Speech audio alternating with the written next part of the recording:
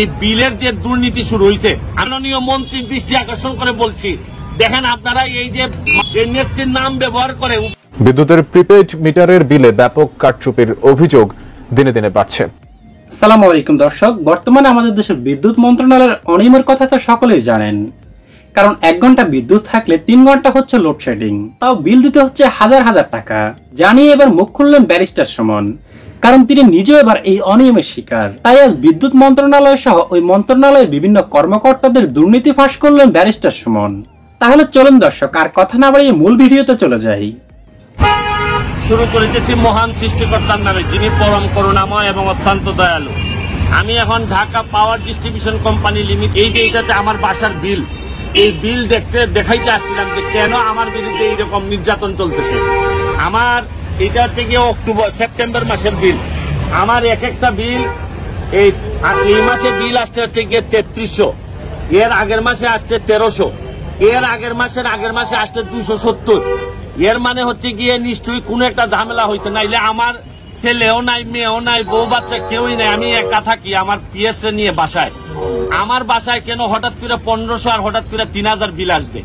কারণ বাংলাদেশের, এটা শুধু আমার কথা না, এটা সারা বাংলাদেশের বিভিন্ন জায়গায় যেভাবে এই বিলের যে দুর্নীতি শুরু হয়েছে, আমি দুর্নীতি বলতে বাধ্য হচ্ছি, এখনো আমি ভিতরে যাই নাই।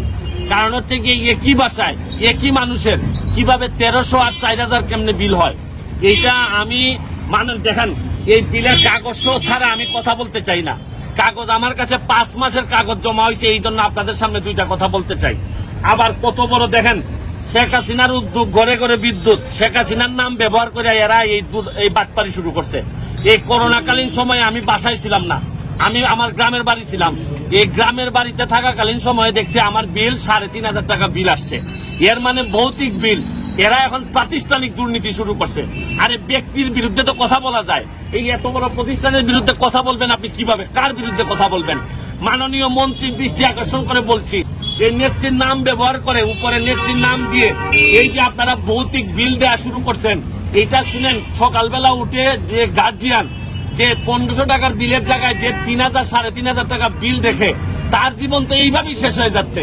আরে ধর্ষণ কি খালি মহিলাদের হয়? এই বিদ্যুৎ বিলের ধর্ষণ হচ্ছে না? এই যেটা হওয়ার কথা 1300, এইটারে 3500 5000 করে বিল মারতেছেন, মানে আর বাঁচার কোনো পথ নাই।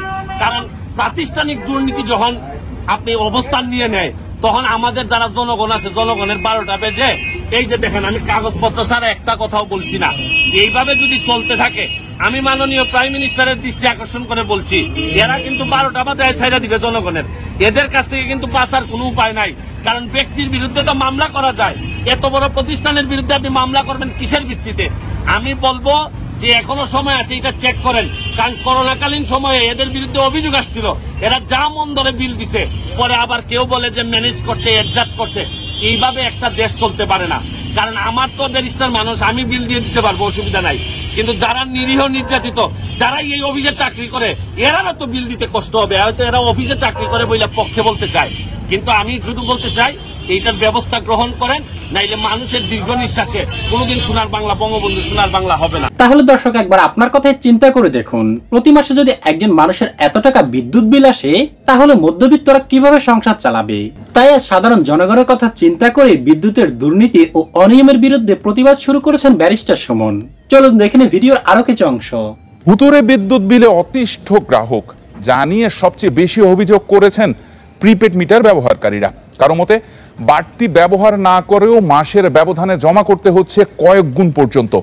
যদিও গ্রাহকদের এই যুক্তি মানতে নারাজ সরবরাহকারী কর্তৃপক্ষ। অন্যদিকে বিলের পাশাপাশি গ্রাহকদের বড় অভিযোগ রয়েছে লোডশেডিং নিয়েও। মিরপুরের টিএস ফ্যাশন পোশাক কারখানা মোটরের গুঞ্জন, সূচের ক্লিক বা ববিনের ঘূর্ণির আওয়াজে দিনভর ব্যস্ত থাকার কথা এখানকার 60টি মেশিন।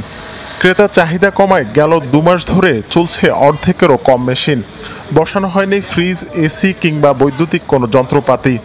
ফলে এই সময়ে কমেছে বিদ্যুতের ব্যবহারের আবাসিক প্রিপেড গ্রাহকদেরও। কারণ ছাড়াই বিদ্যুতের বিল বেড়েছে দ্বিগুণ থেকে 10 গুণ পর্যন্ত। রয়েছে অযাচিত মিটার ভাড়া ও অতিরিক্ত ডিমান্ড চার্জ নেয়ার অভিযোগও। বিলিং সিস্টেম যেটা ছিল ওইটাতে আমরা বুঝতে পারতাম কত ইউনিট আমরা ইউজ করছি, আমরা এটা বুঝতে পারতাম, কিন্তু এখন তো আমরা এটা বুঝতে পারতেছি না।